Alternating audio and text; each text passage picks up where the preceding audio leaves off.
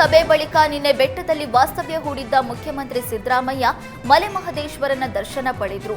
ದಂಡಕೋಲು ಹಿಡಿದು ಮಲೆಮಹದೇಶ್ವರನಿಗೆ ಬೆಳ್ಳಿ ರಥ ಸೇವೆ ಸಲ್ಲಿಸಿದ್ರು. ಸಿಎಂ ಸಿದ್ದರಾಮಯ್ಯಗೆ ಸಚಿವ ವೆಂಕಟೇಶ್, ಎಚ್ಸಿ ಮಹದೇವಪ್ಪ ಸಾಥ್ ಕೊಟ್ರು. ನಾನೇ ಈ ರಥಕ್ಕೆ ಬೆಳ್ಳಿ ಕೊಟ್ಟಿದ್ದು ಅಂತ ಸಿಎಂ ಸಿದ್ದರಾಮಯ್ಯ ನೆನಪಿಸಿಕೊಂಡ್ರು.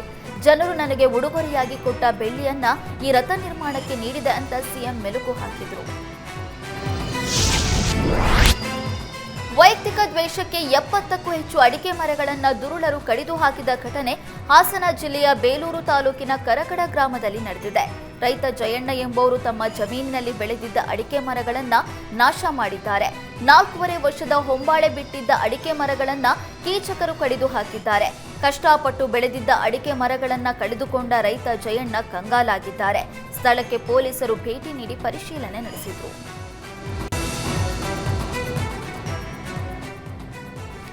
ಉದ್ಯೋಗಿಯನ್ನೇ ಮಂಚಕ್ಕೆ ಕರೆದಿದ್ದ ಜೀನಿ ಕಂಪನಿ ಮಾಲೀಕ ದಿಲೀಪ್ ಕುಮಾರ್ ವಿರುದ್ಧ ಎಫ್ಐಆರ್ ದಾಖಲಾಗಿದೆ. ಸಂತ್ರಸ್ತ ಯುವತಿ ನೀಡಿದ ದೂರಿನ ಮೇಲೆ ಕಳ್ಳಂಬೆಳ್ಳ ಪೊಲೀಸ್ ಠಾಣೆಯಲ್ಲಿ ಎಫ್ಐಆರ್ ದಾಖಲಿಸಲಾಗಿದೆ.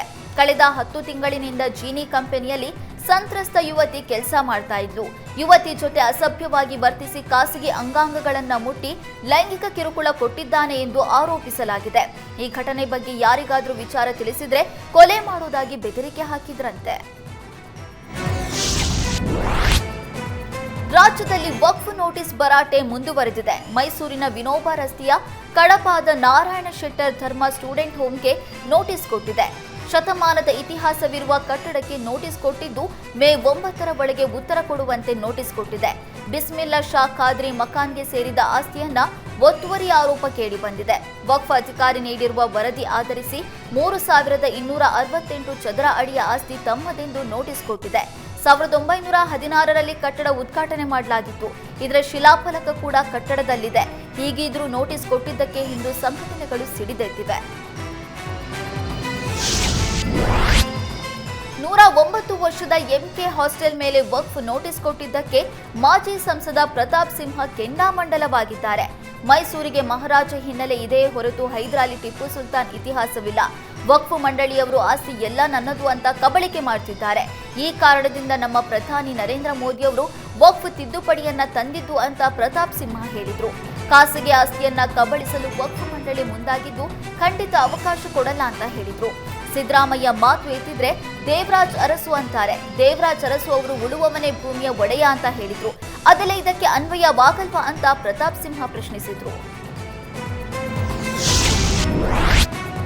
ಕೊಡಗು ಜಿಲ್ಲೆಯಲ್ಲಿ ಕಾಡಾನೆ ದಾಳಿ ಮುಂದುವರೆದಿದ್ದು ಮತ್ತೊಬ್ಬ ವೃದ್ಧ ಬಲಿಯಾಗಿದ್ದಾನೆ. ವಿರಾಜಪೇಟೆ ತಾಲೂಕಿನ ಬಸವನಹಳ್ಳಿ ಹಾಡಿಯಲ್ಲಿ 7 ವರ್ಷದ ಚಿನ್ನಪ್ಪ ಮೃತಪಟ್ಟಿದ್ದಾನೆ. ಮಧ್ಯರಾತ್ರಿ ಮೂತ್ರ ವಿಸರ್ಜನೆಗೆ ಅಂತ ಹೊರಗೆ ಬಂದ ವೇಳೆ ಕಾಡಾನೆ ದಾಳಿ ನಡೆಸಿದೆ. ಸಿದ್ದಾಪುರ ಸರ್ಕಾರಿ ಆಸ್ಪತ್ರೆಯಲ್ಲಿ ಮರಣೋತ್ತರ ಪರೀಕ್ಷೆ ನಡೆಸಲಾಗಿದೆ. ಇನ್ನು ನಿನ್ನೆಯಷ್ಟೇ ಎಮ್ಮೆಕುಂಡಿ ಎಸ್ಟೇಟ್ನಲ್ಲಿ ಕಾರ್ಮಿಕನನ್ನ ಕಾಡಾನೆ ಕೊಂದಿತ್ತು. ಧಾರವಾಡ ತಾಲೂಕಿನ ಲೋಕೂರ ಗ್ರಾಮದಲ್ಲಿ ಗಾಳಿ ಮಳೆಗೆ ಮನೆ ಮೇಲೆ ಬೃಹತ್ ನೀಲಗಿರಿ ಮರ ಬಿದ್ದಿದೆ.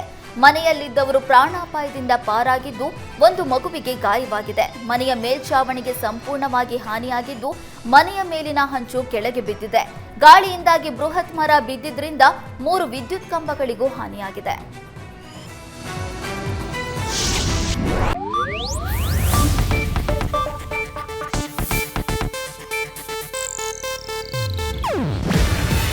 ಇದು ಏಷ್ಯಾನೆಟ್ ನ್ಯೂಸ್ ನೆಟ್ವರ್ಕ್ ಪ್ರಸ್ತುತಿ.